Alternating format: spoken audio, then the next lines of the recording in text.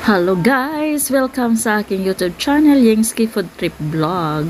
To this video, magluluto na naman po ako ng patatim. Ayan po, ito yung aking patatim.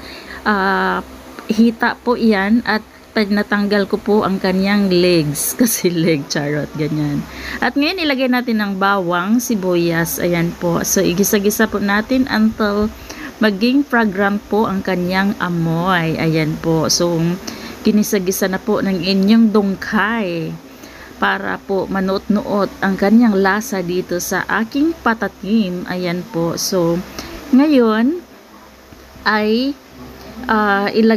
lagyan lang po natin ng tubig. 4 cups of water po ang aking nilagay dito para po siya ay lumambot. Ayan na po siya. So, nilagyan ko na po siya ng 4 cups of water para po lumambot.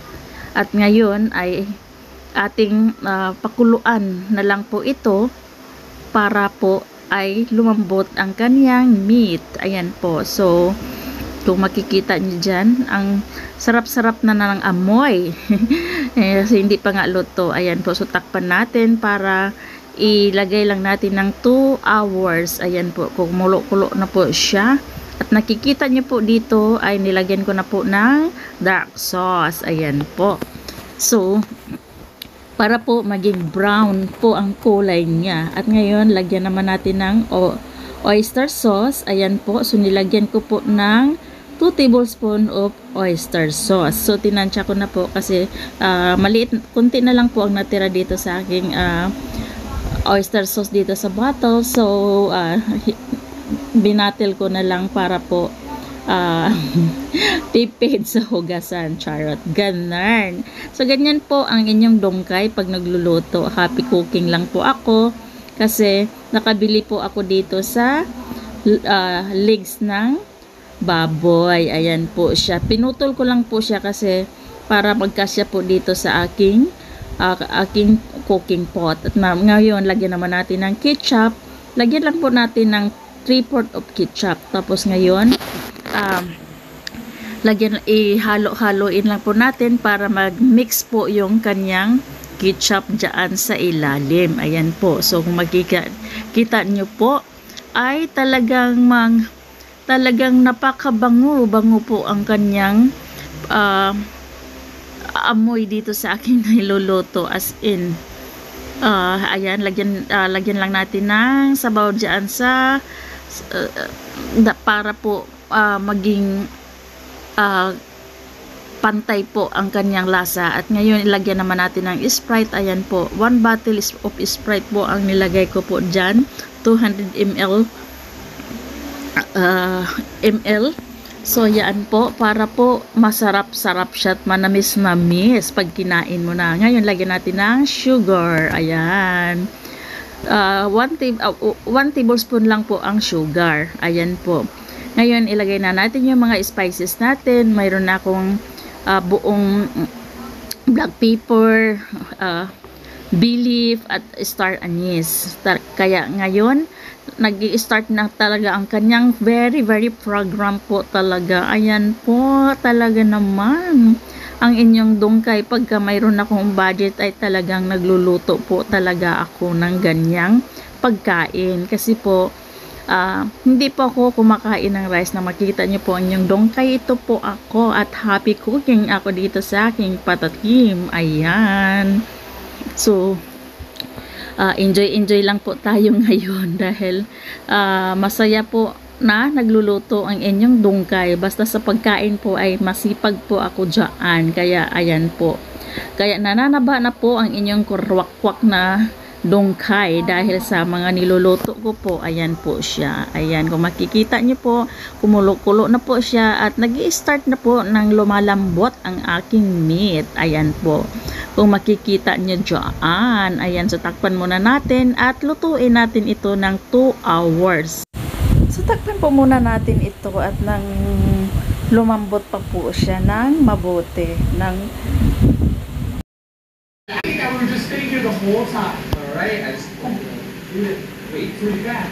What the heck? This isn't the house I built. He's gonna love it. This looks terrible. What? What? Oh, it's go. It's finally time to beat the game. Okay, it's that way. Let's follow Corey. We have to protect him because the end is super dangerous. I'm going on an adventure. Ayan na po. So, parang lumit na po yung kanyang sabaw. Tusok-tusokin na lang po natin siya. Pero, hindi pa po siya as in malambot talaga. Kaya, another hour pa siguro to. Ayan.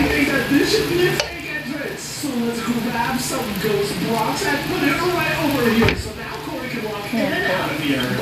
And then, pagtapos po niyan ay ito naman yung aking ilalagay doon. So, ang cost ko po dito sa aking patatim, yung bili ko po sa patatim is ito po ay halagang 450 pesos. Ayan siya. So, takpan muna natin para hindi siya maging para lumambot pa rin pa siya ng maayos.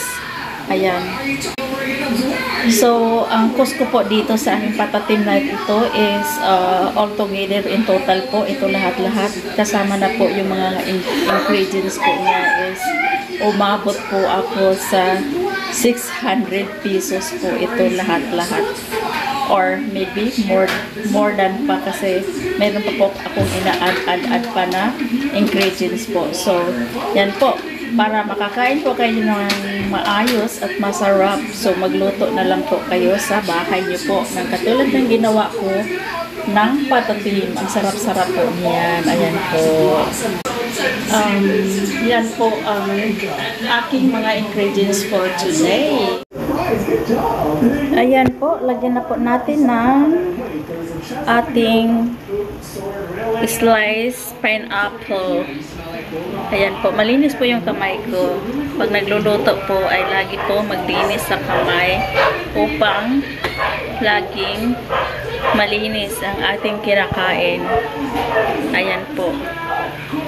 So, ayan. Tapos yung sauce lang po niya ay ilagay ko na rin po. I-add ko na lang ng aking ayan.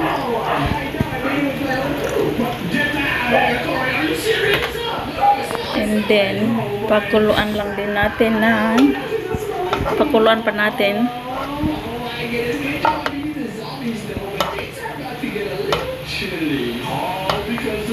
Kasi po, lalagyan ko po yan siya ng ayan, ito yung lake. Ayan, lake siya. Yan po. Para masarap talaga. At ito naman ay ilagay lang natin sa gilid. Ayan. Sa gilid po, ayan.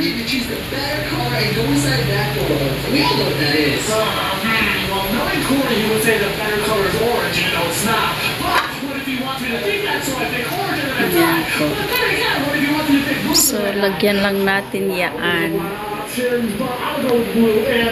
At pakuluin natin para ay maluto na po yung mga gulay. Ayan po.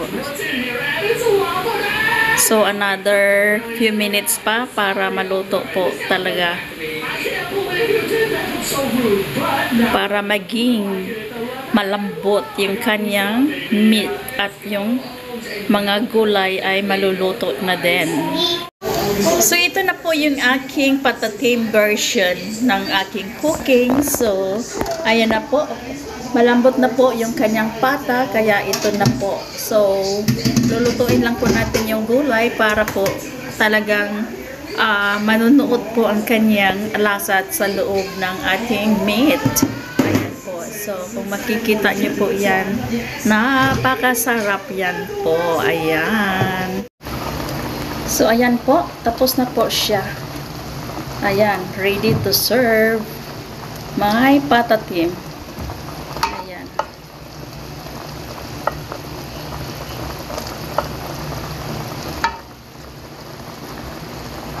Ayan na po siya.